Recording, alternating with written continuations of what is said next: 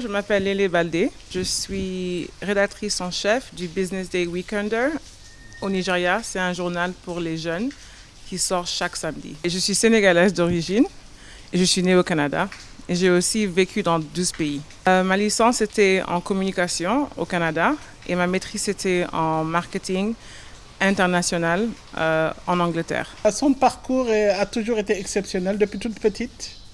Elle gagnait toujours, elle était très sportive.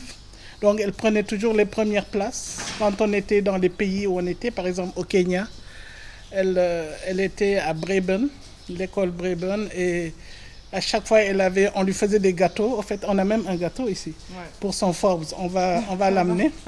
On lui faisait des gâteaux parce qu'elle prenait toujours la médaille d'or. Donc on aurait dû savoir que ça allait continuer. Et puis c'est une battante. Elle n'aime pas rester à ne rien faire. Elle est toujours occupée. Elle a toujours beaucoup d'idées. Et tout ce qu'elle le fait, elle le fait avec le cœur.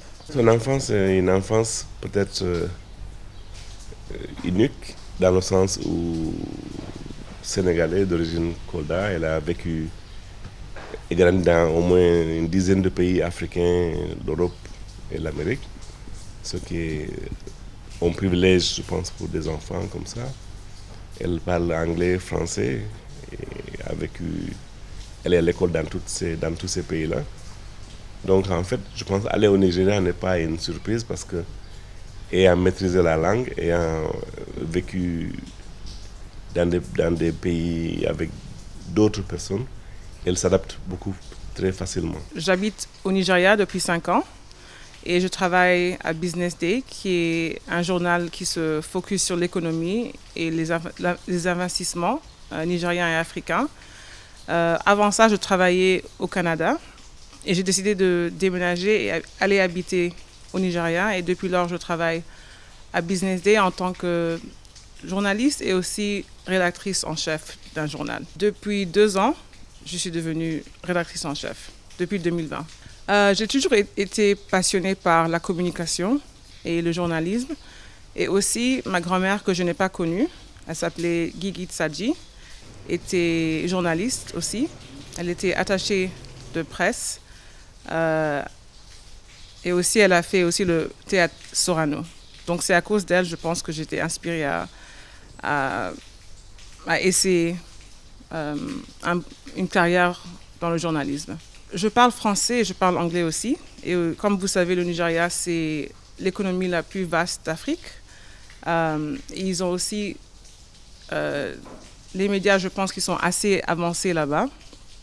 Et en tant qu'anglophone et francophone, je me suis dit que, et aussi en tant qu'Africaine, je pense que j'ai le droit de vivre dans l'Afrique. Donc j'ai choisi le Nigeria à cause de ça.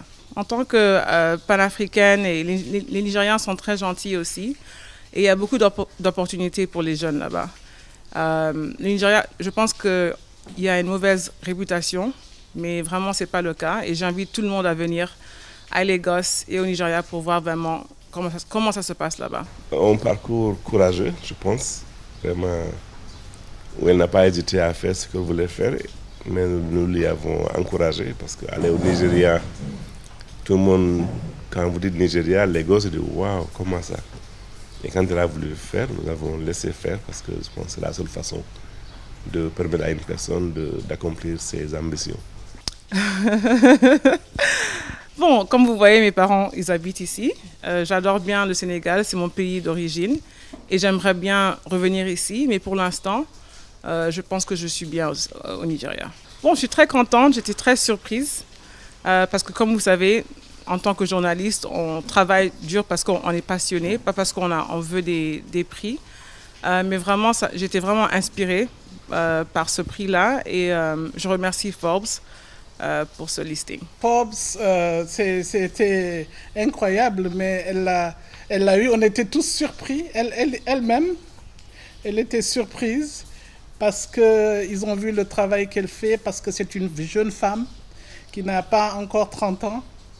Qui fait beaucoup de choses dans un pays étranger, qui n'est pas des plus faciles, mais elle s'est fait sa voix avec